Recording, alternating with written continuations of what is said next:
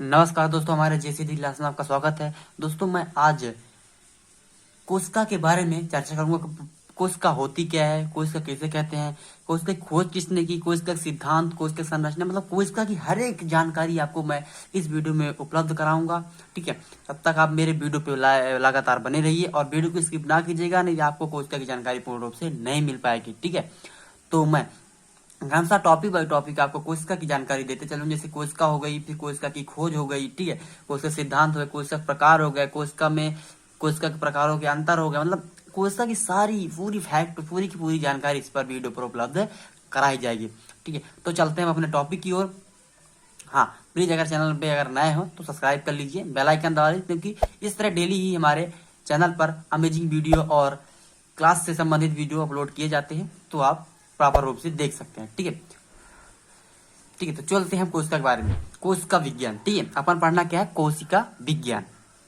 अब देखते क्या है कोशिका विज्ञान। प्रत्येक जीव का एक शारीरिक सक्षम इकाई द्वारा निर्मित होता है, जिसे हम सेल कहते हैं या कोशिका कहते हैं। देखो, कोशिका क्या है, प्रत्येक जीव का शारीरिक एक सक्षम इकाई द्वारा निर्मित होता है, जिसे हम कोशिका कहते हैं। कि ये समझ लिए अपन लोग। या फिर इस कोशिका को हम ऐसे भी कहते हैं कि रचनात्मक, संरचनात्मक और रचनात्मक क्रिया को हम कोशिका कहते हैं। ठीक है, अपन चलते हैं इसके अध्ययन के बारे में। कोशिका का अध्ययन क्या कहलाता है, साइटोलॉजी। ठीक है, कोशिका का अध्ययन कहलाता है साइटोलॉजी कहलाता है। ये क्वेश्चन बन सकता है आपके एग्जाम में कि कोशिका का अध्ययन क्या कहलाता है, तो साइटोलॉजी कहलाता है। ठीक है, अब आगे चलते हैं।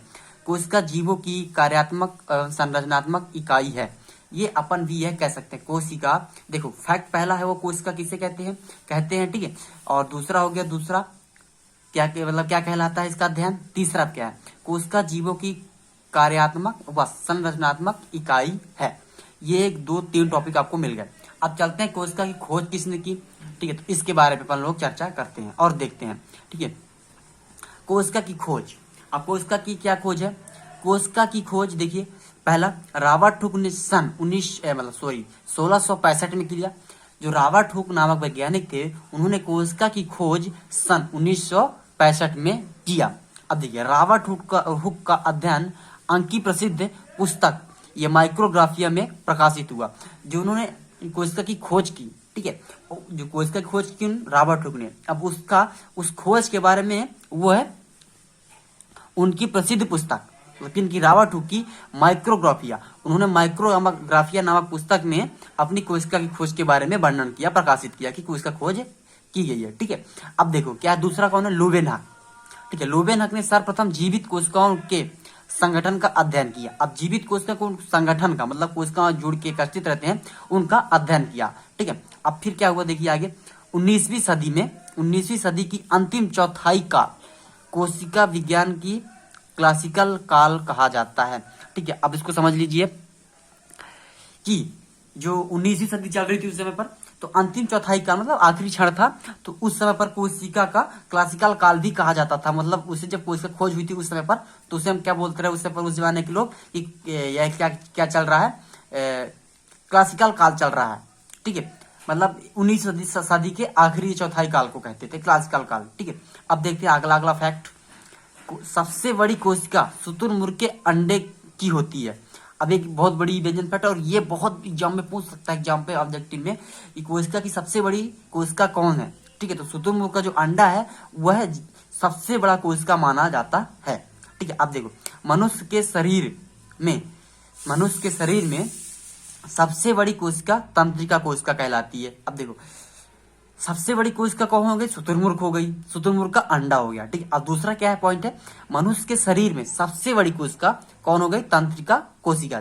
देखो, ये जीव जंतु में सबसे बड़ी कोशिका हो गई और मनुष्य के शरीर में सबसे बड़ी कोशिका हो गई। इस पर विशेष ध्यान देंगे। मैं चलता हूं अगले टॉपिक पर। ठीक है,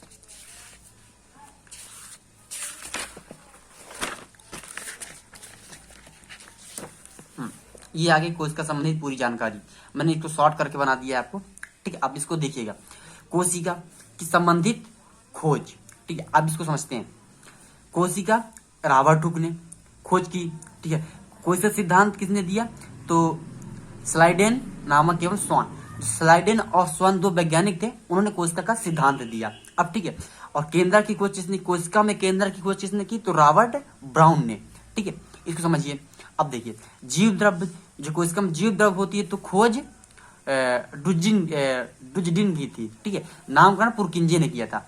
जो कोशिका का द्रव्य था उसका नामकरण पुरकिंजे ने किया कि कोशिका द्रव्य ये है।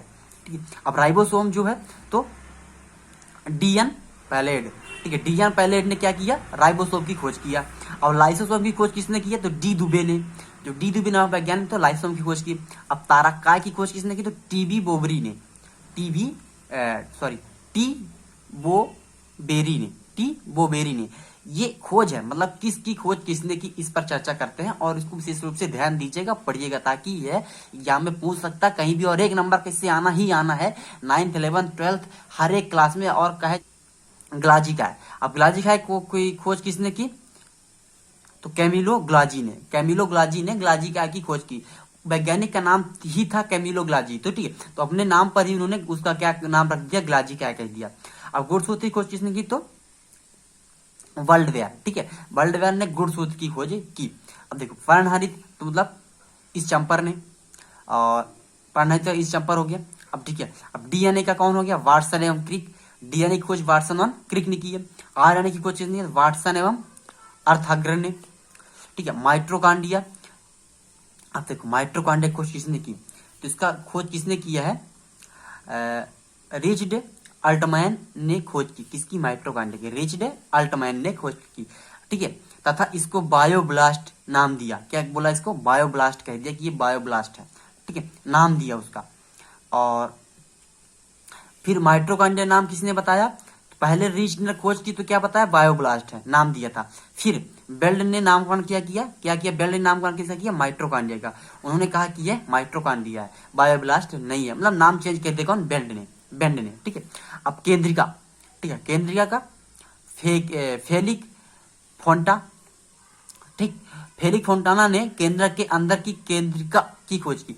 अब केंद्र के अंदर केंद्रिका की खोज की। ठीक, कौन? फेलिक फोंटाना ने। ठीक है, अब देखिए, क्रोमेटिन।